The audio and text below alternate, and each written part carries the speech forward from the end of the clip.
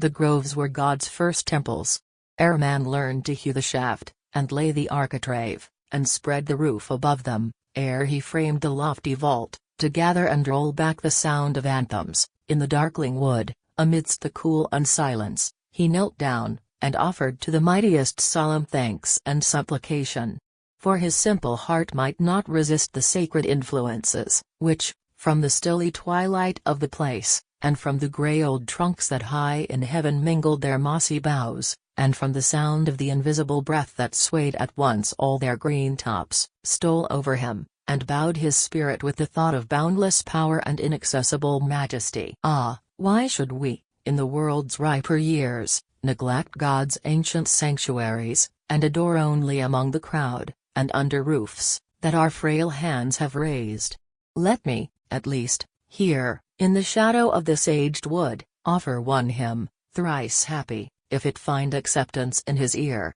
Father, thy hand hath reared these venerable columns, thou didst weave this verdant roof.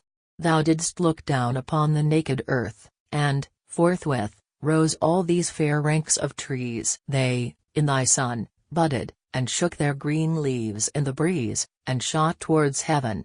The century-living crow, whose birth was in their tops, grew old and died among their branches, till, at last, they stood, as now they stand, massy, and tall, and dark, fit shrine for humble worshipper to hold communion with his Maker. These dim vaults, these winding aisles, of human pomp and pride report not. No fantastic carvings show the boast of our vain race to change the form of thy fair works. But thou art here, thou fillst the solitude. Thou art in the soft winds that run along the summit of these trees in music, thou art in the cooler breath that from the inmost darkness of the place comes, scarcely felt. The barky trunks, the ground, the fresh moist ground, are all instinct with thee. Here is continual worship. Nature, here, in the tranquility that thou dost love, enjoys thy presence. Noiselessly, around, from perch to perch, the solitary bird passes, and yon clear spring, that, midst its herbs, wells softly forth and wandering steeps the roots of half the mighty forest, tells no tale of all the good it does. Thou hast not left thyself without a witness, in these shades, of thy perfections. Grandeur, strength, and grace are here to speak of thee. This mighty oak, by whose immovable stem I stand and seem almost annihilated, not a prince, in all that proud old world beyond the deep, e'er wore his crown as lofty as he wears the green coronal of leaves with which thy hand has graced him.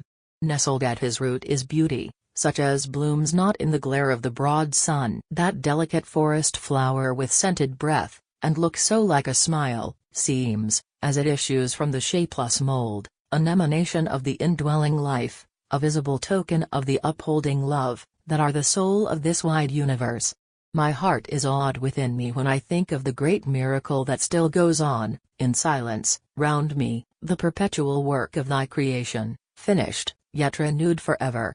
Written on thy works I read the lesson of thy own eternity. Lo! All grow old and die, but see again, how on the faltering footsteps of decay youth presses, ever gay and beautiful youth in all its beautiful forms. These lofty trees wave not less proudly that their ancestors moulder beneath them. Oh, there is not lost one of earth's charms, upon her bosom yet, after the flight of untold centuries. The freshness of her far beginning lies and yet shall lie. Life mocks the idle hate of his archenemy death, yea, seats himself upon the tyrant's throne, the sepulchre, and of the triumphs of his ghastly foe makes his own nourishment. For he came forth from thine own bosom, and shall have no end. There have been holy men who hid themselves deep in the woody wilderness, and gave their lives to thought and prayer, till they outlived the generation born with them, nor seem less aged than the hoary trees and rocks around them, and there have been holy men who deemed it were not well to pass life thus. But let me often to these solitudes retire, and in thy presence reassure my feeble virtue. Here its enemies, the passions, at thy plainer footsteps shrink and tremble and are still. O God! When thou dost scare the world with falling thunderbolts, or fill, with all the waters of the firmament, the swift dark whirlwind that uproots the woods and drowns the village, when, at thy call, uprises the great deep and throws himself upon the continent, and overwhelms its cities, who forgets not, at the sight of these tremendous tokens of thy power, his pride, and lays his strifes and follies by. Oh, from these sterner aspects of thy face spare me and mine, nor let us need the wrath of the mad unchained elements to teach who rules them. Be it ours to meditate, in these calm shades, thy milder majesty, and to the beautiful order of the works learn to conform the order of our lives,